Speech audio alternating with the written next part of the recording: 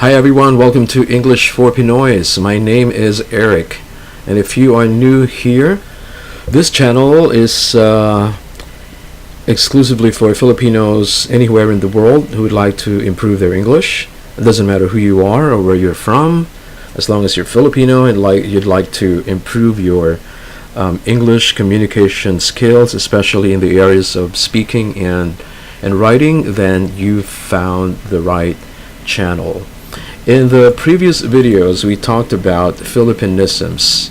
Alright, if you haven't watched it yet, you can check out the link above for the introduction to Filipinisms, as well as part 2 of the series. This is now part 3 of the series, and again, just a quick review. Filipinisms, these are words that we Filipinos use that are either neologisms, neo-semanticisms, or neo-terisms. So as you can see there, the prefix neo meaning new, neologism meaning newly invented word or phrase. Neo-semanticism, on the other hand, is, well, the word is in the dictionary, it exists, but we assign a new meaning to it, different from what is in the dictionary. Neo-terisms are basically just neologisms. Alright, so for this video, we're going to talk about other specific Filipinisms that we, of course, use. Let's start with back-to-back. Okay, you know when you have a document that you'd like to have photocopied, and you say, can you have this, document photocopied back-to-back? Alright, so what we mean by that, of course, is we mean for that sheet of paper to be photocopied, using both sides, the front side as well as the back side. The problem with that is, of course, both sides are not front and both sides are not back. One side is the front side, the other side, of course, is the back side. So we can't say back to back when you want that document photocopied. You're referring to both sides, the front side and the back side. So instead of back to back, you say front to back or front and back. The expression back to back means one after the other consecutively. For example, let's say you have an event today, and then you have another event tomorrow, the same event. Let's say it's part 1 today and part 2 tomorrow, then let's say you have back-to-back events, one after the other. So that's the correct usage of that expression. Now let's go to change oil. Alright, here we have what we call a noun phrase, right? The reason why we're using this incorrectly is because we're thinking about not the change but the oil, right? We are describing what kind of change it is, not what kind of oil. Okay, so you're describing the kind of change. What kind of change is it? It's an oil change. You're changing the oil. So the noun phrase is oil change. You're describing what kind of change it is. All right, same with exchange gifts. During December we have Christmas parties, and then we exchange gifts. Yeah, that's a correct phrase. We exchange gifts. But when you're describing the exchange, what kind of exchange it is, it's a gift exchange. Again, it's a noun phrase where you are describing not the gift, you are describing the kind of exchange, right? So it's a gift exchange. So we're going to say goodbye to change oil and exchange gifts, and say hello to oil change and gift exchange. Here's another one, very popular. When you call someone, like a call center agent, or maybe even someone at the fast food asking you to wait, and then he or she would tell you, for a while, sir, for a while, ma'am. Yeah, the problem with that phrase is it's an ambiguous phrase. It doesn't mean anything. What do you mean for a while? For a while what? So instead of that expression, you can just say, hold on a moment please, or 1 moment please, or 1 second, just a moment please, whatever. But for a while doesn't mean anything. All right. Another one, next week, when we're actually referring to the week after next. All right, I'll see you next week. That's how we say it. It should be week after next. And of course, same with the week before last. So let's say I saw the concert a week before last, meaning a week before last week. So instead of saying last week, you say week before last. Okay. Other Filipinisms. When your teachers ask you to pass your paper, no problem with that expression grammatically. Here's the thing. When you pass it around. Okay. The idea of this expression, of course, is the paper is supposed to be given to the teacher. When your exams are finished, when your test is finished, and the teacher says, pass the paper. The thing with that is, to whom do I pass the paper, ma'am or sir? So what he or she means by that, of course, is for you to hand in or submit the paper, not pass the paper. Well, if you're at the table, let's say you have condiments, you have you want someone to pass the salt or the seasoning. You can say that. You can pass it around.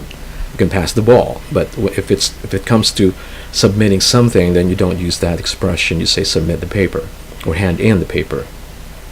Also, with the opening and closing the computer, we might not realize it, but opening and closing usually conveys the idea of something physical. Like if you ask someone to open the computer, then what is he going to do? He's going to sort of remove the panel of the CPU case and then open it, right? Versus what you mean is actually to power it up or turn it on or switch it on.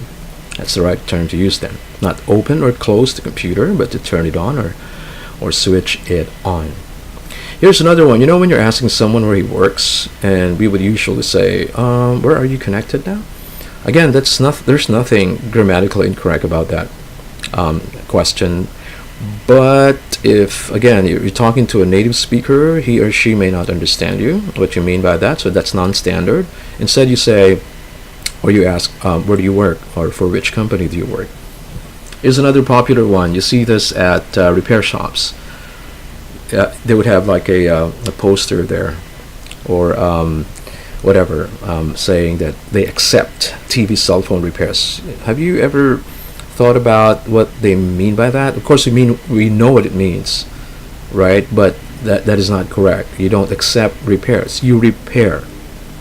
Okay, so if you have a cell phone shop, an appliance shop, or you repair, stuff, then you don't say we accept TV cell phone repairs. You say we repair TVs, we repair cell phones, refrigerators, washing machines, whatever. All right, so that's the right way to say that. And then when you want to go early, you want to leave early. Let's say you are at the gathering, and then you would usually say, "I'll go ahead." Here's the thing: go ahead is this is a phrase that means go ahead means go for it, do it. Okay, so the idea here is when you say I'll go ahead, it's like I'm gonna go for it. I'm gonna do it now. I'll go ahead. So I believe for me the correct way to say that would be I have to leave now. Okay, I have to go now. All right, another one. Pass by. This is when you want someone to come to your place, right? However, if you say you pass by my place, then they're not gonna go to your place. You know why? Because they're just passing by. They're just going by, traveling by. They're not going to your place. Instead, I'll pass by, let's say drop by or drop in. Okay, drop by my house, drop in to my house tonight instead of pass by. And then finally, we have tuck out. We're referring to a shirt, for example. Let's say you can tuck in a shirt, tuck it into your pants, but you cannot tuck it out. Okay, that's non-standard. You untuck the shirt instead of you tuck it out. So you untuck the shirt. Okay? So again, quick recap of our Filipinisms.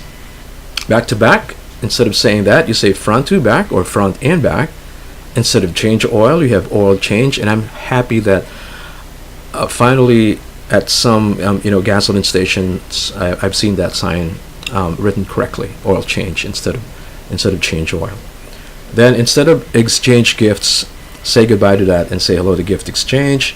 Instead of for a while, which doesn't mean anything really, it's one moment please, hold on a second please. And then next week, last week, instead of saying those expressions, you say week after next, week before last. And then pass the paper, you say hand in, submit the paper, unless of course you're repairing the computer, you want to open that. No, instead of opening or closing, you turn it on or switch it on. Where are you connected? Where do you work? For which company do you work? We accept TV cell phone repairs. We repair TV cell phones. I'll go ahead. I have to go now. Pass by, drop in, and then talk out on talk. Okay, so I hope you learned something useful for today. Let me know in the comment section if you have any additional Filipinisms that you know that you would like us to talk about. Okay? Until then, I'll see you in the next one. Hope you subscribe and share. Thank you guys for watching. I'll see you next time.